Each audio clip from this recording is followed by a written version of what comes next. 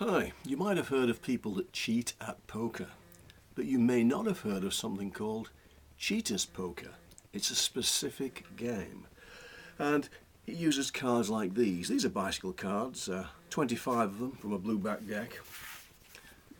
They don't have to be bicycle cards, but 20 of the cards have to be sort of nondescript red cards, and 5 of them have to be black cards, an alternate colour. Or it could be the other way around. The royal flush cards could be a red suit, and then the other cards will be black. It's as simple as that. But it was created by magicians and seen often late at night for the people that session together at these magical conventions. And they get 5 people involved, and that's why there's only 25 cards. So there's enough cards for 5 people to play without any extra cards being in play. Because that's less cards to cheat with, of course. And the idea was that cheating was allowed, but you just hadn't got to get caught cheating. And I'm going to show you some things which I've seen take place while witnessing this game, which I thought were pretty impressive. And the first thing I saw that was really impressed me was from an old Canadian magician called the Professor, who took the cards in the middle of the game and started to mix them face up and face down, so it was a bit of a mess. I thought he'd had one too many to drink, because it was late at night and it was in the bar. But when he started to deal the cards, the only cards that remained face up from the face up, face down mess just happened to be the black cards. And it just happened he was getting them all.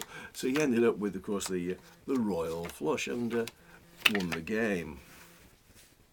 Because they were left with the red cards. And the idea, of course, is to get the royal flush and to win the game. Or at least to win the game. And that was pretty impressive. But even more impressive was when I actually got the pleasure of seeing a one-armed magician play. Now, it wasn't René Lavand. It was a guy called Mac McDonald, one-armed Mac McDonald. Now, Mac couldn't shuffle the cards, so he simply had somebody cut the cards for him. And then he said, "Okay, then let's play, gentlemen." And he dealt out the cards with one hand. But when he was dealing the cards, they did see, of course, that the black cards were being widely separated. Everybody had one, in other words. So they knew that Mac couldn't win with the royal flush. In fact, they decided to make it even more impossible for him to win with the royal flush. They would each discard the black card, leaving themselves with the red cards, and nobody could win with the royal flush. He would have to figure some different way of doing it. So they each played with the red cards and discarded the black. And while this was going on, Mac was sat there doing absolutely nothing. It was weird. It was like he was in a trance or something. But they all examined their hands, they got rid of the black one, discarded it. And Mac sat quietly, watching them carry on with their cards.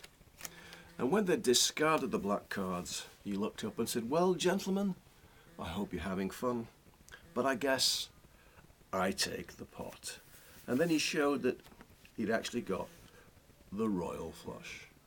Well, they almost broke their wrists reaching for the discard pile, but it was too late. And I still don't have any idea how Mac McDonald ended up with that royal flush. And so you might have heard never to play cards with strangers, but I guess that goes double for playing cards with magicians. Thank you.